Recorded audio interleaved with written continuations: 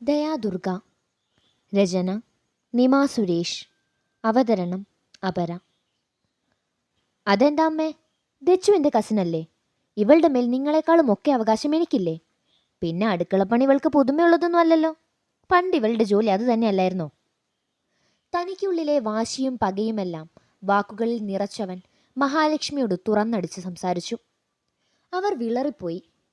ദയയുടെ മേൽ അവനോളം അവകാശം ശ്രീറാമിന് പോലും ഇല്ലെന്നത് നിഷേധിക്കാനാകാത്ത വസ്തുതയാണെന്നത് അവർക്കും തോന്നി. ഇനിയും ഒന്നും പറയാനില്ലാത്ത പോൽ മഹാലക്ഷ്മി നിശബ്ദയായി.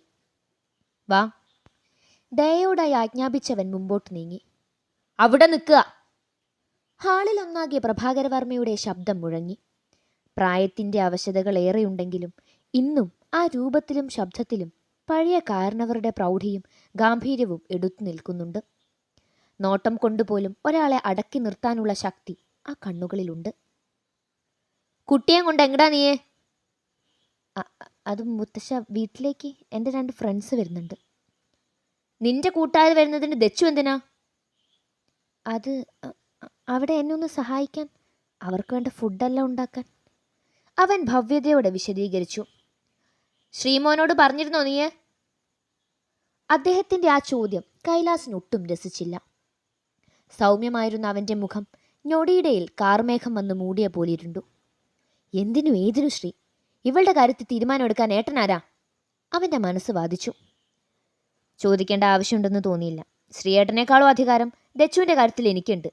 പിന്നെ ദൂരേക്കൊന്നും അല്ലല്ലോ, ഒരു മതിൽക്കെട്ടിനപ്പുറത്തേക്കല്ലേ? അവൻ വീറോടെ തർക്കിച്ചു. എന്നാര് പറഞ്ഞു?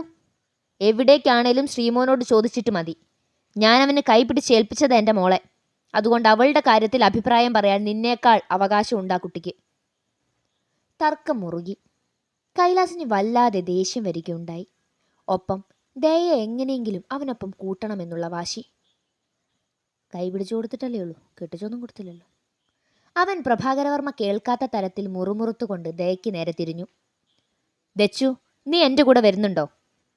അവൾക്ക് നേരെ വിരൽ ചൂണ്ടി കൈലാസ് ഒച്ച ഉയർത്തി ചോദിച്ചു. അവൻ്റെ ശബ്ദത്തിൽ ദയ ഒന്ന് പതറി.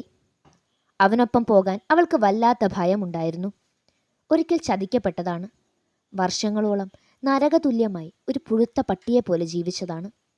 മരണതുല്യമായ വേദനകളും മനോവ്യഥകളും അനുഭവിച്ചതാണ്. എത്രയൊക്കെ നിഷേധിച്ചാലും തൻ്റെ മൗനം തന്നെയാണ് പല സാഹചര്യങ്ങളിലും തനിക്ക് വിനയായതെന്ന ബോധ്യം ഇപ്പോഴുമുണ്ട്. അതിനുമപ്പുറം ഒരിക്കൽ ഭ്രാന്തിൻ്റെ വക്കിൽ നിന്നും ജീവിതമെന്ന യാഥാർത്ഥ്യത്തിലേക്ക് തിരികെ കയറിയതാണ്. വിടാതെ കൈ പിടിച്ച് കയറ്റിയത് ഒരു സാധു മനുഷ്യൻ. ഇനിയും കഴിയില്ല അയാളെ ബുദ്ധിമുട്ടിക്കാൻ, സങ്കടപ്പെടുത്താൻ. തനിക്കും ജീവിക്കണം. ഇനിയും ദുരിതങ്ങൾ അനുഭവിക്കാനാവതില്ല. ദുരുദ്ദേശത്തോടെ ആയിരിക്കില്ല കൂടെ വിളിക്കുന്നുണ്ടാവുക. പക്ഷേ ഇനിയും ഒരു ഭാഗ്യപരീക്ഷണത്തിന് നിന്നുകൊടുക്കാൻ വയ്യ. ഇട്ടിരുന്ന ചുരിദാർ ടോപ്പിൽ വിരലുകൾ തെരുത്തു പിടിച്ചവൾ മിഴികൾ ഇറുകെ ചിമ്മി. ദയയുടെ ചുണ്ടുകൾ വിറകൊണ്ടു.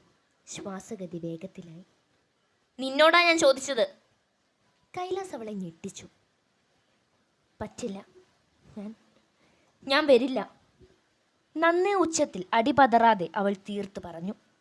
മഹാലക്ഷ്മി അവളെ അമ്പരന്ന് നോക്കി. കൈലാസിൻ്റെ ദേഷ്യം ഉച്ചയിലെത്തി. ദയ അങ്ങനെ മുഖത്തടിച്ചതുപോലെ എതിർത്ത് പറയുമെന്നവൻ കരുതിയിരുന്നില്ല. നാളുകളായി ഈ തോൽവി, ഇവിടുള്ളവരുടെ പരിഹാസം, അപമാനം, ഒറ്റപ്പെടൽ. ഇപ്പോൾ പൂച്ചയെപ്പോലെ പതുങ്ങി നടന്നവൾ പോലും തനിക്ക് നേരെ ശബ്ദമുയർത്തിയിരിക്കുന്നു, അപമാനിക്കുന്നു. കൈലാസ് കോപം കൊണ്ട് ജ്വലിച്ചു. അവൻ അവളെ തുറിച്ചു നോക്കി. പതിയെ അവൾ കരികിലേക്ക് നടന്നെടുത്തു. തന്നിൽ നിന്നും ഒരു നൂലിട അകലത്തിൽ നിൽക്കുന്ന കൈലാസിനെ ദയ ഭീതിയോടെ നോക്കി. കൈലാസ് ദയയുടെ ഇടത് ചെവിക്കരികിലേക്ക് മുഖം താഴ്ത്തി അവൾക്ക് കേൾക്കാൻ മാത്രം പാകത്തിൽ പറഞ്ഞു തുടങ്ങി.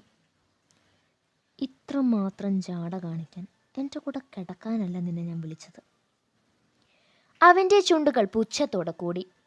ദയയുടെ കണ്ണുകൾ തുറിച്ചുപോയി.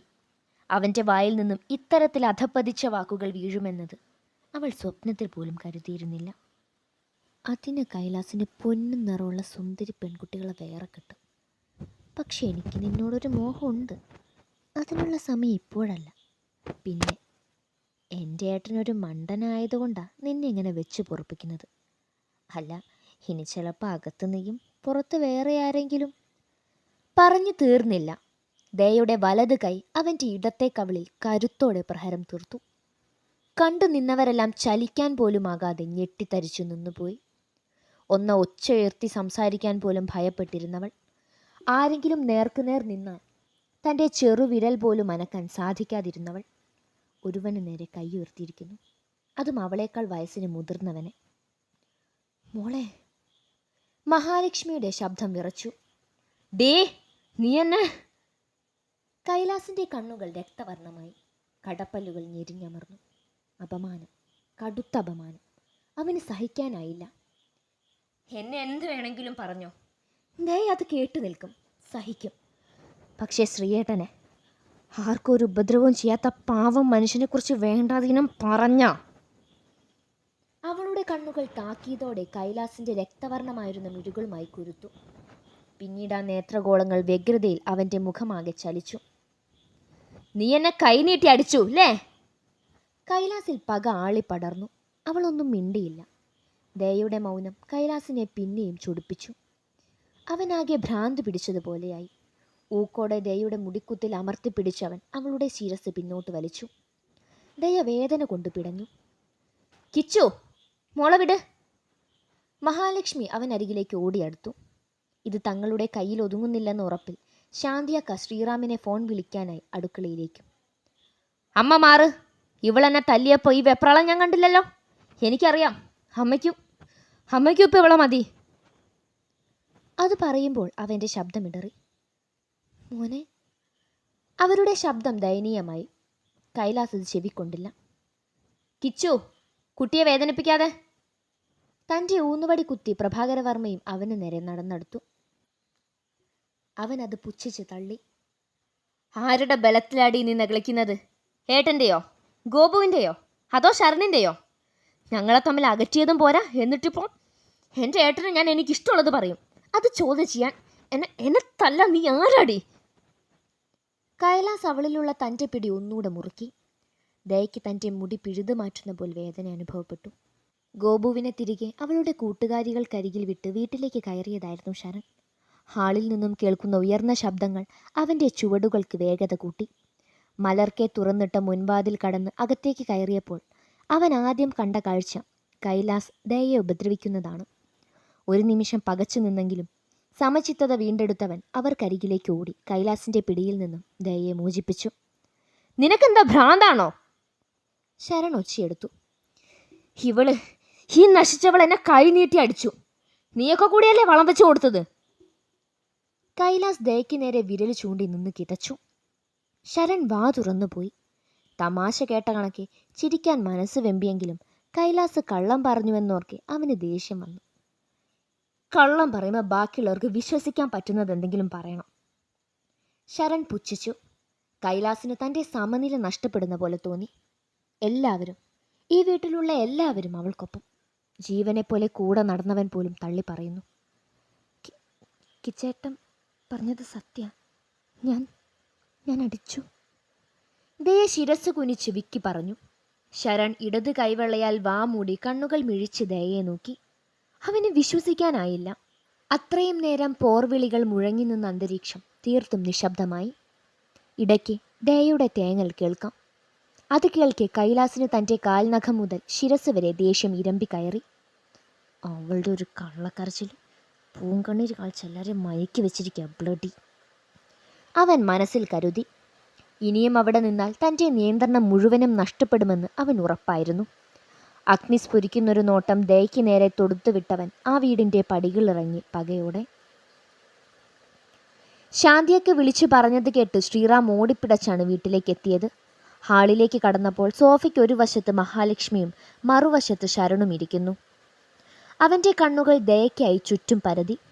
കാണാതെ വന്നപ്പോൾ അവൻ മഹാലക്ഷ്മിക്കരികിലേക്ക് പാഞ്ഞടുത്തു. എന്താ അമ്മേ പ്രശ്നം? ദുർഗയ്ക്കെന്തെങ്കിലും? ശ്രീറാം പരിഭ്രാന്തമായി തിരക്കി. ദച്ചുവിന് കുഴപ്പമൊന്നുമില്ല, ഏട്ടൻ ഇരിക്കെ. ശരൺ അങ്ങനെ പറഞ്ഞെങ്കിലും ശ്രീറാമിനൊരു സമാധാനവും ഉണ്ടായിരുന്നില്ല. എങ്കിലും സംഭവിച്ചത് എന്താണെന്ന് അറിയണമല്ലോ. അവൻ പതിയെ സോഫയിലേക്ക് ചാരിയിരുന്ന് കണ്ണുകൾ അടച്ചു. ശരണിന് ശ്രീറാമിനെ കണ്ട് പാവം തോന്നി. ഇട്ടിരിക്കുന്ന വൈറ്റ് ടീഷർട്ട് മുഴുവൻ വിയർപ്പിൽ കുതിർന്നിട്ടുണ്ട്. ഒറ്റ നോട്ടത്തിൽ അറിയാം അവൻ എത്രമാത്രം സമ്മർദ്ദത്തിലാണെന്ന്. ദച്ചുവിൻ്റെ കാര്യത്തിലല്ലാതെ മറ്റൊരു കാര്യത്തിലും മറ്റൊരാളുടെ കാര്യത്തിലും ഏട്ടൻ ഇത്രത്തോളം വെപ്രാളപ്പെട്ട് കണ്ടിട്ടില്ല. ഇത്രമാത്രം അവളെ സ്നേഹിക്കാൻ ഏട്ടന് എങ്ങനെ സാധിക്കുന്നു? പ്രണയത്തിൽ ജാതിയോ മതമോ പ്രായമോ സൗന്ദര്യമോ വലുപ്പ ചെറുപ്പങ്ങളോ ഇല്ലെന്ന് പറയുന്നതിന് ഏറ്റവും വലിയ ഉദാഹരണമാണ് ഏട്ടൻ്റെ സ്നേഹം. തീർത്തും നിസ്വാർത്ഥമായ സ്നേഹം. ശരണിന് തൻ്റെ ഏട്ടനോട് വല്ലാത്ത മതിപ്പ് തോന്നി. എന്താ ശരിക്കും ഉണ്ടായത്? കിച്ചു എവിടെ? അവൻ ദച്ചുവിന് എന്തെങ്കിലും ചെയ്തോ? കിച്ചു അല്ല, ദച്ചുവാ ചെയ്തത്. ശരൺ പറഞ്ഞത് കേട്ട് ശ്രീറാം ഞെട്ടലോടെ ചോദിച്ചു. എന്ത്? ഞാൻ കണ്ടില്ല, പക്ഷേ ദച്ചു കിച്ചുവിനിട്ടൊരെണ്ണം പൊട്ടിച്ചു. ശരൺ ചെറുചിരിയോടെ പറഞ്ഞതും ശ്രീറാം മലറിക്കൊണ്ട് സോഫയിൽ നിന്നും ചാടി എഴുന്നേറ്റു. വാട്ട്? മിഴിഞ്ഞുപോയ കണ്ണുകളിലെ നേത്രഗോളങ്ങൾ ഇപ്പോൾ താഴെ വീഴുമെന്ന അവസ്ഥയിലാണ്.